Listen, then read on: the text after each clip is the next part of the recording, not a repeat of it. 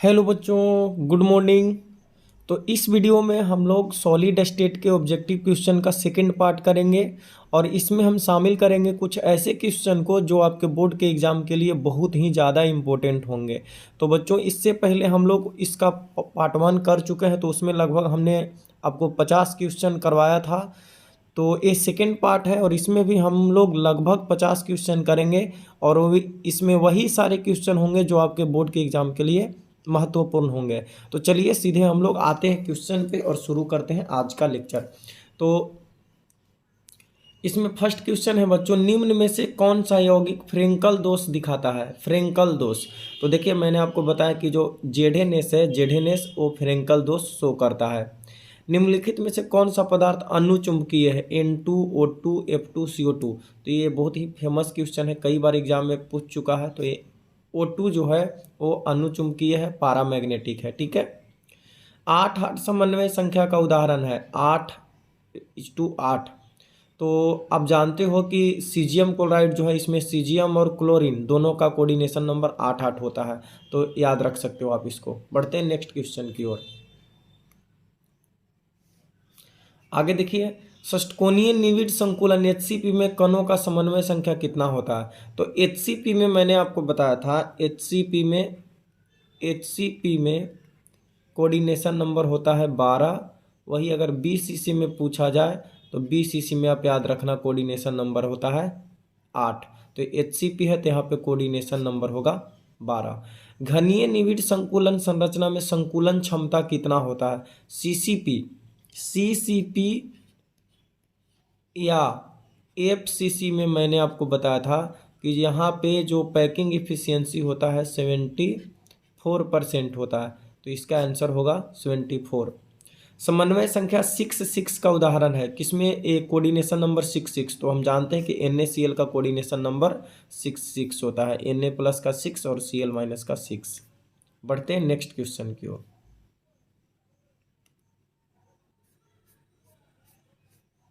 ठोस हाइड्रोजन में अंतराण्विक आकर्षण बल है। तो देखिए, ठोस हाइड्रोजन में अंतराण्विक आकर्षण बल हाइड्रोजन बॉन्ड होता है। तो आप तीन चीज में याद रख सकते हो, एक तो ठोस हाइड्रोजन H2O, ठोस अमोनिया NH3 और ठोस हाइड्रोजन फ्लोराइड HF।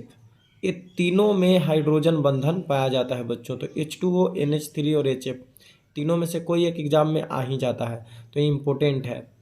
षटकोणीय निकटस्थ संकुलित संरचना में क्रिस्टलीकृत धातु की उप सह संयोजन संख्या यानी समन्वय संख्या होता है। तो अभी अभी मैंने बताया कि षटकोणीय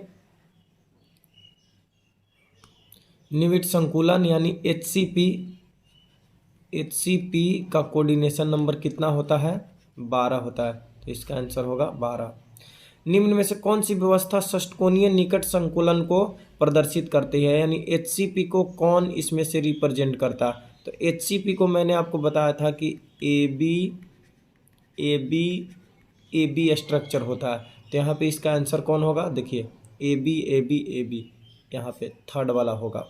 ठीक है। वही अगर आपसे पूछा जाए कि CCP के लिए क्या होता है, तो इसके लिए होता है ए बी सी, इस तरह का होता है। आते हैं अगले प्रश्न की ओर। यहाँ पे आप इसको याद रख सकते हो। देखो, यहाँ पे एक क्वेश्चन नहीं है बल्कि आपके लिए एक इन्फॉर्मेशन है कि अगर यहाँ पे रेडियस रेशियो जो है 0.155 से 0.225 के बीच में हो, तो इसका जो शेप होगा वो समतल त्रिकोणीय होगा यानी ट्रिंगुलर प्लेनर होगा और इसका कोऑर्डिनेशन नंबर होगा 3। वही जब 0.225 से 0.414 के बीच में होगा तो आकृति टेट्राहेड्रल होगा और कोऑर्डिनेशन नंबर होगा 4। उसी तरह 0.414 से 0.732 तो शेप होगा ऑक्टाहेड्रल अष्टफलकीय और कोऑर्डिनेशन नंबर होगा 6। उसी तरह 0.732 से 1 के बीच में तो एक काय केंद्रित यानी कि BCC होगा, BCC, और इसका कोऑर्डिनेशन नंबर होगा 8। ठीक है। ये है octahedral, octahedral. This one is tetrahedral और ये है ट्रिंगुलर प्लेनर, ट्रिंगुलर प्लेनर। ठीक है, बढ़ते हैं नेक्स्ट क्वेश्चन की ओर। देखिए, निविड घन संकुलन सीसीपी व्यवस्था को बोलते हैं। तो अभी मैंने बताया सीसीपी एबीसी एबीसी होता है, एबीसी एबीसी। एक घनीय इकाई सेल का घनत्व निम्न सूत्र के द्वारा दिया जा सकता है। तो आप देखो डेंसिटी का मैंने फॉर्मूला आपको क्या बताया है, D इक्वल टू होता है ZM/NaA/Q। तो ए फार्मूला होता है, जेड नंबर ऑफ एटम है इन यूनिट सेल, एम उसका मोलिकुलर मास है, Na अवोगाड्रो नंबर, अब ये जो है एज लेंथ है। देखिए तो Z equal to D equal to ZM/NaQ। तो है इसमें यहाँ पे, ये देखो यहाँ पे ये वाला ये एन जो है ना, जेड को यहाँ पे एन लिखा है, तो हो गया ZM/NaAQ। तो ये फर्स्ट वाला होगा इसका आंसर। यहाँ पे जेड को एन लिख दिया है। बढ़ते हैं अगले प्रश्न की ओर। अक्रिस्टलीय ठोस पदार्थ इनमें से कौन है? तो सिंपल सी बात है, कांच है। क्रिस्टलीय ठोस का उदाहरण इसमें कौन है? तो हीरा है। NaCl क्रिस्टल समूह होता है, एक क्यूबिक होता है, घनीय आपको पता है, टेलीग्राम पे मैंने करवाया भी था। ठोस पदार्थ कितने प्रकार के होते हैं? 2 प्रकार के। ठोस पदार्थ 2 प्रकार के होते हैं बच्चों, एक होता है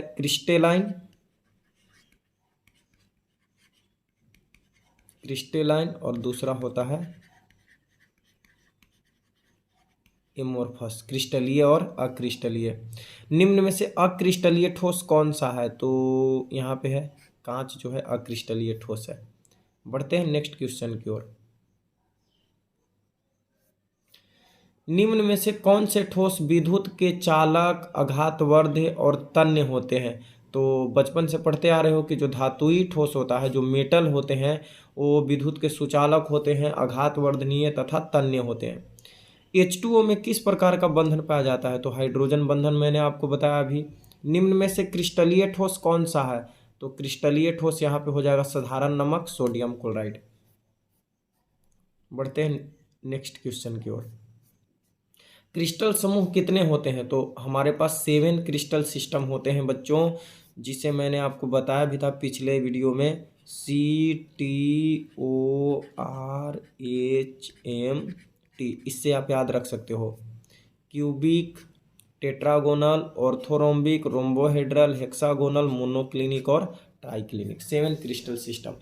चतुष्कोणीय क्रिस्टल समूह में मात्र कोष्ठकों की विमाएँ हैं। चतुष्कोणीय का मतलब होता है, इसकी बात कर रहे हैं हम, चतुष्कोणीय यानी टेट्रागोनल, ए वाला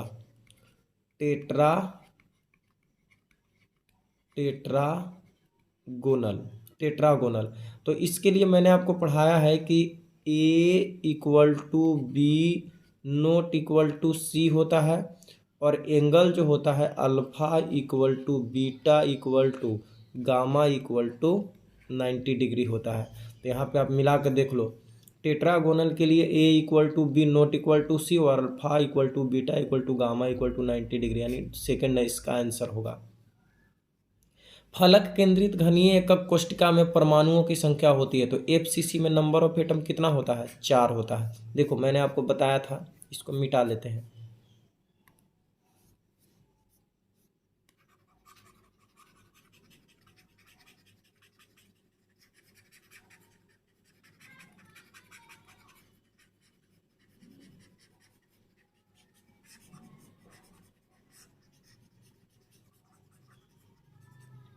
चलिए, तो मैंने आपको बताया था कि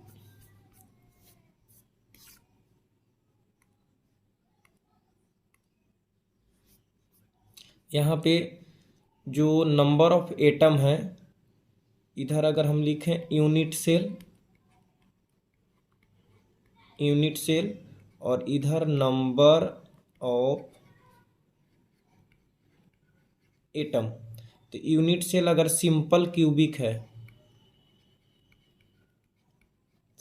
क्यूबिक तो इसमें नंबर ऑफ एटम 1 होता है। वही अगर BCC है, बॉडी सेंटर्ड, तो 2 होता है। फलक केंद्रित FCC में मैंने आपको बताया था 4 होता है। और वही ECC, end centred unit cell में यहाँ पे कितना हो जाता है? 2 हो जाता है। तो आप इसको याद रख सकते हो। एक क्रिस्टल में कितने प्रकार के त्रिविम जालक संभव है? तो 14। एक क्रिस्टल में कितने क्रिस्टल लैटिस त्रिविम जालक बन सकते हैं? 14। 14 तरीके से इसे सजाया जा सकता है। ग्रेफाइट की ज्यामिति कैसा होती है? हेक्सागोनल होती है, षटकोणीय। आगे बढ़ते हैं बच्चों। अंतः केंद्रित एकक कोष्टिका में कणों की संख्या। अंतः केंद्रित का मतलब हो गया बीसीसी, बॉडी सेंटर्ड। बीसीसी, तो बीसीसी में मैंने अभी बताया 2 होता है। घनीय क्रिस्टल समूह के कोर की लंबाई होती है, यानी क्यूबिक है, क्यूबिक। क्यूबिक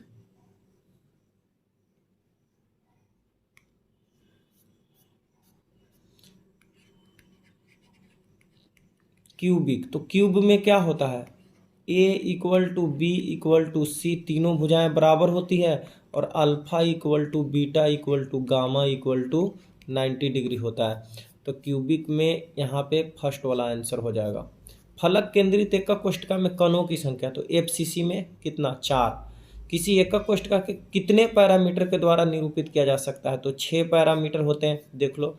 3 इसकी भुजाएं और 3 इंटरफेसियल एंगल, 3 3 6, यही होता है। ए बी सी 3 हो गया भुजा, और अल्फा बीटा गामा 3 हो गया एंगल। ये इसी को हम लोग पैरामीटर बोलते हैं यूनिट सेल का।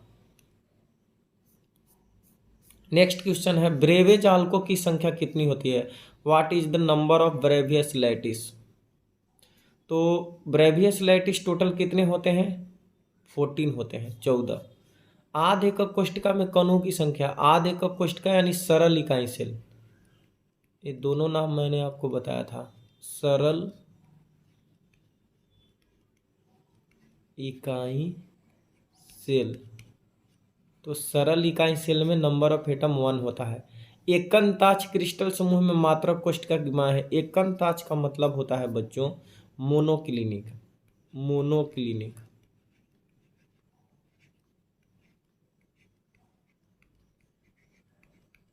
मोनोक्लिनिक, इसी को हम लोग बोलते हैं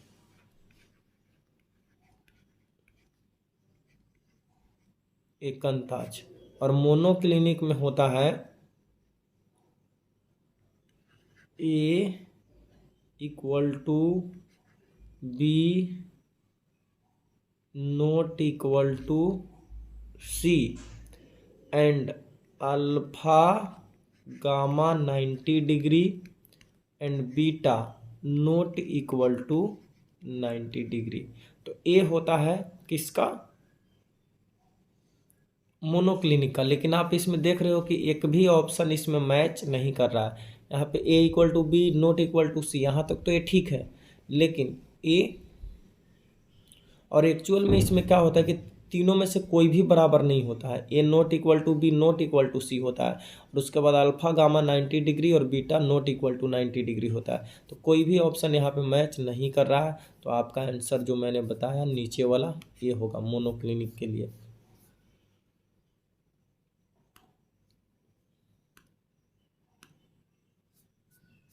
चलिए अगले प्रश्न की ओर। अंतः केंद्रित एकक कोष्ठिका में कणों की संख्या है, तो फिर से वही क्वेश्चन रिपीट हो गया, 2 होगा। घनीय में ए वाला आंसर हो जाएगा, एफसीसी में 4 होगा, और पैरामीटर कितने होते हैं? 6 होते हैं। काय केंद्रित में घन संरचना में संकुलन क्षमता है, बॉडी सेंटर्ड में। बीसीसी में मैंने आपको बताया था कि बीसीसी में संकुलन क्षमता कितना होता है? 68%। तो अगर प्रतिशत में दे तो 68 होगा, और भिन्न में दे तो 0.68 होगा। एक धातु फलक केंद्रित घन व्यवस्था में क्रिस्टलीकृत होता है यदि इसकी मात्रक कोष्ठिका के किनारे की लंबाई ए और धातु की परमाणु त्रिज्या आर हो। तो एफसीसी के लिए मैंने आपको क्या बताया है? एफसीसी के लिए आर इक्वल टू होता है a/2√2। तो यहाँ पे हो गया are equal to a/2√2।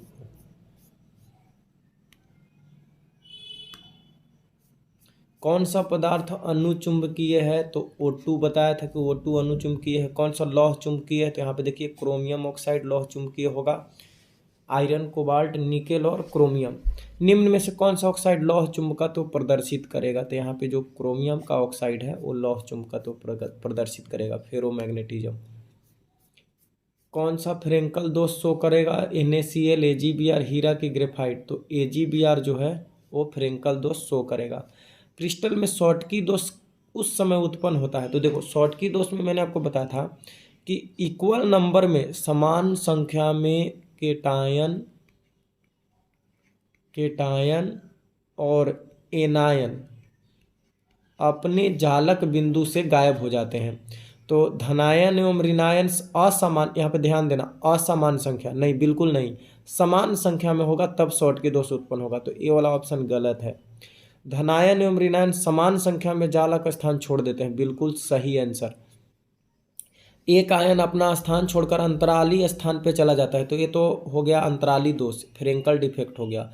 Crystal का घनत्व बढ़ता है, नहीं, एटम गायब हो जाते हैं इसलिए क्रिस्टल का घनत्व कम हो जाता है। तो बी ऑप्शन हुआ हमारा। नेक्स्ट, अष्टफलकीय व्यवस्था के लिए सीमांत त्रिज्या अनुपात निम्न में से क्या है? तो ओक्टाहेड्रल के लिए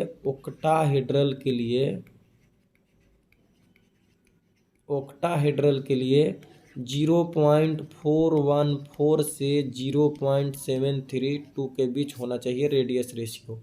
तो यहाँ पे क्या होना चाहिए? सेकेंड वाला ऑप्शन होना चाहिए, 0.414। निम्न में से कौन छद्म ठोस है? स्यूडो सॉलिड है। तो स्यूडो सॉलिड इसमें से है कांच। एन प्रकार का अपमिश्रित अर्धचालक प्राप्त करने के लिए सिलिकॉन में मिलाने वाले अशुद्धि में सहसंयोजी इलेक्ट्रॉनों की संख्या होगी। तो देखो हमें एन टाइप बनाना है सेमीकंडक्टर, एन टाइप। तो सिलिकॉन के साथ वर्ग 15 वाला मिलाना चाहिए तब एन टाइप बनता है, क्योंकि ये वर्ग 14 का तत्व है सिलिकॉन। इसमें 13 वाले मिलाओगे तो पी टाइप बनेगा और 15 वाले मिलाओगे तो एन टाइप बनेगा। तो 15 वाले में जो संयोजकता होता है वो 5 होता है, यानी बाहरी सेल में 5 इलेक्ट्रॉन होता है। तो यहाँ पे पूछ रहा है कि अशुद्धि में, यानी जो अशुद्धि के रूप में कौन मिलाया गया? वर्ग 15 का तत्व। तो अशुद्धि में कितने इलेक्ट्रॉन होंगे? संयोजी इलेक्ट्रॉन तो 5 होंगे। वही जब पी टाइप पूछता ना, पी टाइप, तो संयोजी इलेक्ट्रॉन कितने होते? तो 3 इलेक्ट्रॉन होते। ठीक, चलो तब नेक्स्ट क्वेश्चन की ओर आते हैं। वर्ग 12 और 16 का यौगिक है, वर्ग 12 और 16। देखो तो इसमें जिंक जो है वर्ग 12 में आता है, पीरियोडिक टेबल में जिंक जो है वर्ग 12 में आता है, और सल्फर वर्ग 16 का तत्व है। तो ये 12 और 16 का तत्व हो गया। उसी तरह यहाँ पे देखोगे इंडियम, तो इंडियम वर्ग 13 का तत्व है, लेकिन एंटीमनी जो है वर्ग 15 का है, तो ये गलत है। एल्युमिनियम वर्ग 13 का है और फास्फोरस वर्ग 15 का है, तो ये भी गलत है। और उसके बाद गैलियम वर्ग 14 का है और आर्सेनिक वर्ग 15 का है, तो ये भी गलत है। तो हमारा आंसर क्या होगा? फर्स्ट होगा, क्योंकि जिंक जो है वर्ग 12 का तत्व है और सल्फर वर्ग 16 का, तो 12-16 का पूछ रहा है। नेक्स्ट क्वेश्चन है वर्ग 13 एवं 15 का यौगिक है। तो देखो 13 में मैंने आपको बताया क्या? इंडियम। 13 में कौन कौन आते हैं वर्ग 13 में? तो boron, aluminium, gallium, indium, thallium. Sorry, मैंने यहाँ पे गैलियम को 14 में बताया, यहाँ पे गैलियम जो है 13 में आता है। तो हमें अब चूज करना है 13 और 15 का यौगिक। तो 15 में कौन कौन आता है बच्चों? 15 में आता है नाइट्रोजन, फास्फोरस, आर्सेनिक, एंटीमनी और बिस्मथ। तो आपसे पूछा जा रहा है 13 और 15, तो ऐसा इसमें ऑप्शन चूज करो कि जो 13 और 15 में मैच करे। तो आप देख रहे हो इंडियम जो है, इंडियम वो 13 में है, और यहाँ पे एंटीमनी देख रहे हो कि वर्ग 15 में है। तो यहाँ पे हमारा आंसर हो जाएगा, फर्स्ट आंसर होगा। ठीक है, चलते हैं नेक्स्ट क्वेश्चन की ओर। विद्युत रोधी की चालकता होती है, यानी कुचालक पदार्थ की चालकता। मैंने आपको क्या बताया था? कुचालक पदार्थ की चालकता 10 के पावर -20 से 10 के पावर -10 पर ओम पर मीटर होती है। तो सेकेंड ऑप्शन होगा इसका। अगला प्रश्न है, जर्मेनियम या सिलिकॉन अर्धचालक की तरह कार्य करते हैं, इसके कारण क्या है? देखो जर्मेनियम और सिलिकॉन अर्धचालक की तरह कार्य करते हैं, इसका कारण है रासायनिक त्रुटि। इसमें जो केमिकल डिफेक्ट होता है इसके वजह से ऐसा होता है, इलेक्ट्रॉनिक डिफेक्ट होता है इसमें। ठोस पदार्थ में दोषों के संबंध में कौन सा वक्तव्य सही है? तो ये जो दोष उत्पन्न होता है ठोस में, यानी जो डिफेक्ट क्रिएट होते हैं, उसके लिए कौन सा ये जो चारों में से ऑप्शन है सही है? ये क्वेश्चन पूछा हुआ है आईआईटी में। तो फर्स्ट है धनायन एवं ऋणायन के आकार का निम्न अंतर फ्रेंकल दोष के बनने में सहायक होता है। बिल्कुल सही है बच्चों, धनायन एवं ऋणायन के आकार में निम्न अंतर, यानी अंतर होता है निम्न अंतर, नहीं ये गलत हो जाएगा, ये गलत हो जाएगा, क्योंकि निम्न अंतर नहीं, फ्रेंकल दोष उत्पन्न होने के लिए धनायन और ऋणायन के आकार में ढेर सारा अंतर होना चाहिए, बड़ा अंतर होना चाहिए। तो ये हमारा ऑप्शन जो है वो गलत, कम अंतर नहीं बल्कि ढेर सारा अंतर होना चाहिए। फ्रेंकल दोष प्रभंश दोष डिसलोकेशन डिफेक्ट नहीं है, ये भी गलत है, क्योंकि फ्रेंकल दोष जो है वो डिसलोकेशन डिफेक्ट ही है। इसमें से जो इस प्रकार के दोष में जो केटायन होते हैं अपने जगह को छोड़कर दूसरे जगह पे चले जाते हैं, अंतरालीय स्थान पे, यानी यहाँ पे डिसलोकेट हो जाते हैं, तो ये गलत है। जालक में इलेक्ट्रॉनों को पकड़ने के कारण एफ केंद्र उत्पन्न होता है, तो ये बिल्कुल सही है बच्चों। जो ऋणायन रिक्ति होते हैं वहाँ पे जब इलेक्ट्रॉन एक्स्ट्रा इलेक्ट्रॉन आ जाते हैं, जिस तो ठोस पदार्थों के भौतिक गुण शॉर्टकी दोष पर निर्भर नहीं करते हैं, तो ये भी गलत है, क्योंकि हम जानते हैं कि शॉर्टकी दोष के कारण ठोस का जो घनत्व होता है वो कम हो जाता है। ठीक है, तो ये भी ऑप्शन हमारा गलत है। डायमंड के नेक्स्ट क्वेश्चन है, डायमंड के प्रति एकक कोष्ठका में कार्बन परमाणुओं की संख्या होगी। तो बच्चों डायमंड का जो शेप होता है वो जेडएनएस के जैसा होता है, जिंक ब्लेंड के जैसा होता है, तो इसके प्रति एकक कोष्ठका में कार्बन परमाणुओं की संख्या 8 होती है, याद रखना आप लोग। तो चलिए, ये कंप्लीट हुआ हमारा आज का वीडियो। तो इस लेक्चर में भी हमने लगभग 50 के आसपास आपको प्रश्न कराया। तो बच्चों मिलते हैं अब अगले वीडियो में, और अगला वीडियो में हम लोग बिलियन चैप्टर स्टार्ट करेंगे और उसका ऑब्जेक्टिव क्वेश्चन हम लोग करेंगे। तो थैंक्स फॉर वॉचिंग।